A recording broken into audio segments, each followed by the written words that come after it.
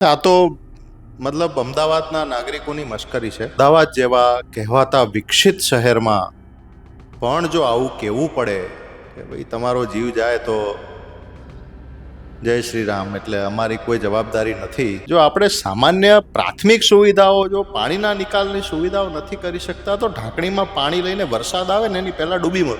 અધિકારીઓની કે આ સિસ્ટમની કોઈ ઓકાત નથી કે સામાન્ય લોકોના જીવ બચાવી શકે. એમના માટે ફક્ત વોટ જ કિંમતી છે, જીવ કિંમતી નથી. આપણા પરિવાર માટે આપણા સિવાય બીજું કોઈ નથી. કોઈ કોર્પોરેશનનો વ્યક્તિ, કોઈ અધિકારી ખબર પૂછવા પણ આવવાનો નથી.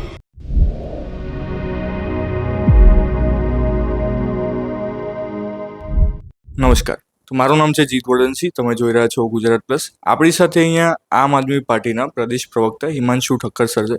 અને સરને આપણે પૂછીશું કે આજે જે સરકારે નિવેદન બહાર આપ્યું છે એએમસી એટલે અમદાવાદ મ્યુનિસિપલ કોર્પોરેશન, કે વરસાદ હજી તો પ્રી મોન્સૂન એરા ચાલે છે એટલે વરસાદ હજી પડી નથી રહ્યો, એટલે સરકારે એવું બહાર પાડવામાં આવ્યું કે જેટલા પણ આપણા અમદાવાદમાં અંડરપાસ છે તો એમાં કોઈ પણ ચાલુ વરસાદમાં વ્યક્તિ ગયું કે કોઈ પણ સિટીઝન જેવું તેમની પોતાની જિમ્મેદારી છે, એટલે ટૂંકમાં સરકારે હાથ ઉપર કરી દીધા છે. તો આપનું શું કહેવું છે?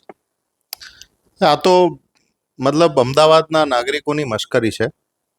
આપણે વાતો જ મોટી મોટી કરીએ છીએ, વિકાસની ગુલબાંગો પોકારીએ છીએ, અને અમદાવાદ જેવા કહેવાતા વિકસિત શહેરમાં પણ જો આવું કહેવું પડે કે ભાઈ તમારો જીવ જાય તો જય શ્રી રામ, એટલે અમારી કોઈ જવાબદારી નથી, તો વિચારો અમદાવાદ જેવા શહેરમાં જો આ સ્ટેટમેન્ટ આપવું પડે તો નાના ગામોની શું દશા હશે.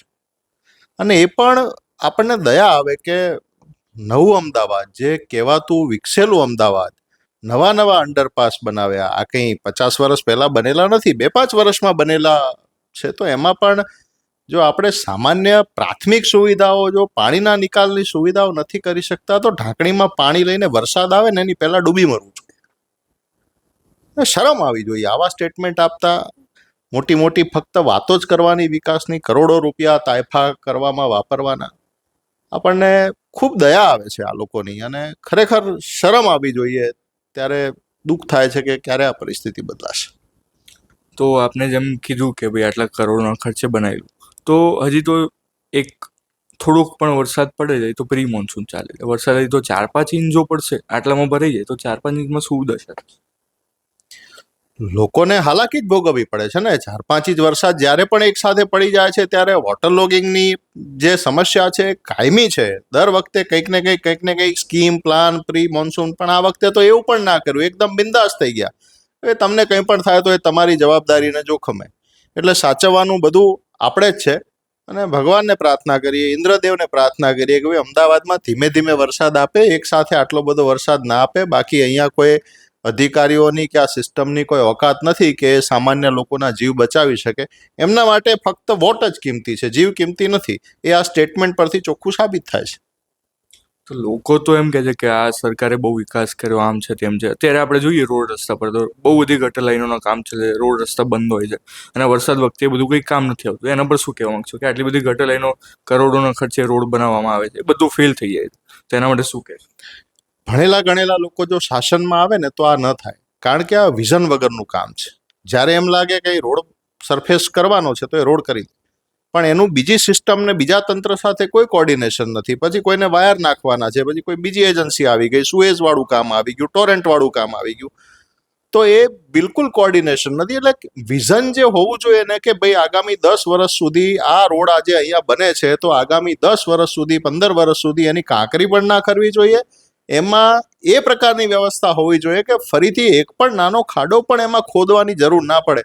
આજે તો તકલીફ ને સમસ્યાઓ તો એટલી છે ને કે ગમે એટલા પ્રયત્નો કરે છે અધિકારીઓ, વિદેશમાં અનેક જગ્યાએ જઈ આવે છે, પણ છતાંય કરુણતા એ છે કે ગટરના ઢાંકણાના પણ હજી લેવલ થતા નથી.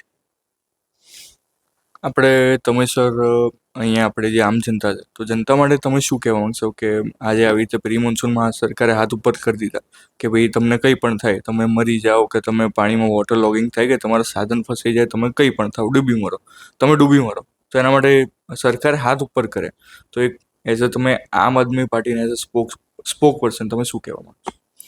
અમે તો ગુજરાતના નાગરિકોને એ જ અપીલ કરીએ છીએ કે હવે જાગવાનો સમય આવી ગયો છે.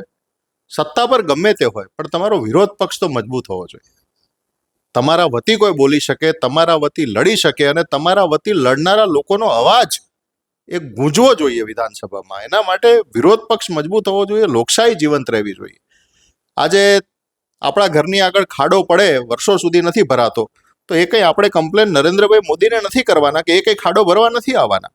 આપણા જે લોકનાયકો છે, આપણા પ્રજા વચ્ચે રહેતા નેતાઓ છે, એ ક્યારે જાગૃત રહેશે? જો વિરોધ પક્ષ મજબૂત હશે, લોકશાહી મજબૂત હશે. આ તો બધા ગવંડી થઈ ગયા છે, એમને કંઈ ફરક જ નથી પડતો. એટલા માટે પ્રજા જો જાગે, પ્રજા જો લોકતંત્રને મજબૂત બનાવવામાં એમનું યોગદાન આપે તો તરત કામ થાય, લોકો પણ જાગતા રહે.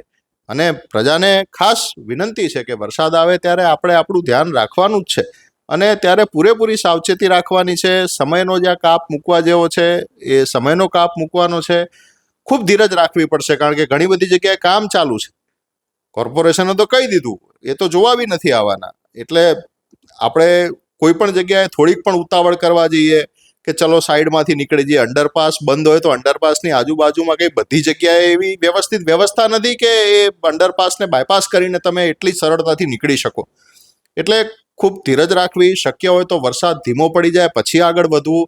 અડધો કલાક લેટ પહોંચાય ઘરે કે ઓફિસે તો એની સખત વરસાદ હોય ત્યારે ચિંતા ન કરવી, કારણ કે ક્યાંક આપણે સ્લીપ થઈ જઈએ, ક્યાંક આપણા થકી બીજા કોઈને નુકસાન થઈ જાય, આપણા જ ભાઈ બહેનોને. તો એના માટે આપણે સતત જાગૃત રહેવાનું અને એ જ વખતે ધૈર્ય રાખવાનું છે. અને બહુ પરિસ્થિતિ વિકટ થાય તો 2-4 કલાક કદાચ ક્યાંક મોડું થશે તો એમાં કંઈ ફરક નહીં પડી જાય. એના કરતાં જો કદાચ કંઈક દુર્ઘટના બની કે ક્યાંય આપણે કોઈ વસ્તુનો ભોગ બની ગયા તો એમાં આપણા પરિવાર માટે આપણા સિવાય બીજું કોઈ નથી. કોઈ કોર્પોરેશનનો વ્યક્તિ, કોઈ અધિકારી ખબર પૂછવા પણ આવવાનો નથી.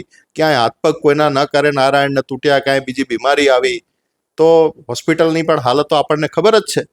એટલે ખાસ પ્રજાને વિનંતી, બધાને મંગલ રહે, સરસ ચોમાસું જાય અને આપણે સાવચેત રહીએ. ધન્યવાદ. Thank you.